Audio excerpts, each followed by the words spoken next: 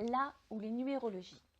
Il est très difficile d'obtenir une définition simple de la numérologie sur Internet. Au fil de mes lectures, j'ai pu constater qu'il existait non pas une numérologie, mais des numérologies, qui en fait se révèlent être des disciplines totalement différentes, mais que les divers courants actuels ont mélangées. Voici dans une liste non exhaustive les disciplines confondues et assimilées sous le terme numérologie. L'arithmologie. Véritable philosophie du nombre, elle étudie les nombres de façon allégorique, symbolique, occulte et ésotérique. La symbolique des nombres. Discipline universitaire, il s'agit ici d'attribuer au nombre un symbole, une puissance à représenter, une interprétation, un sens et une valeur. La numérologie architectonique. Étude de la structure intrinsèque des monuments et des œuvres d'art. Architecture, musique, peinture, poésie et littérature. L'onomancie. Divinisation par l'interprétation du nom ou du prénom.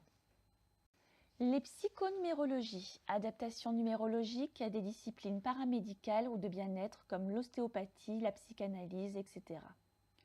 Les numérologies karmiques, étude des nombres absents dans votre prénom, nombres manquants ou nombres karmiques qui sont significatifs de comportements, d'aspects psychologiques, de handicaps à dépasser.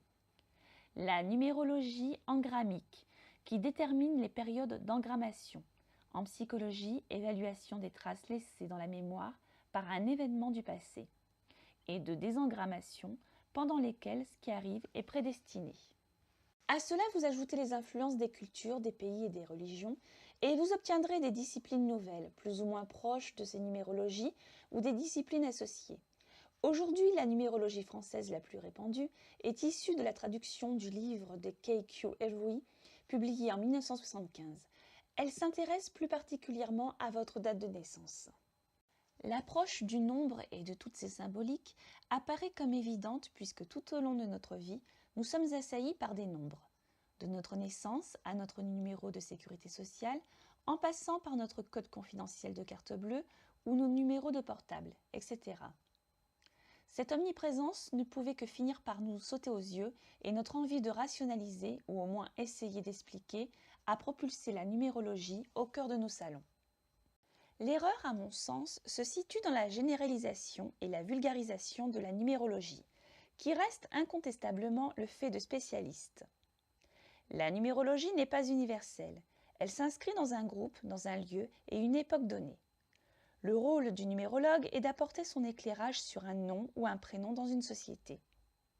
Si les sociologues étudient les liens des individus entre eux, les ethnologues le système de parenté entre les peuples, les numérologues voient dans notre état civil une grille de lecture de l'individu, positionnée de telle sorte qu'il se situe à l'intersection d'un passé réalisé et accompli et d'un avenir à tisser.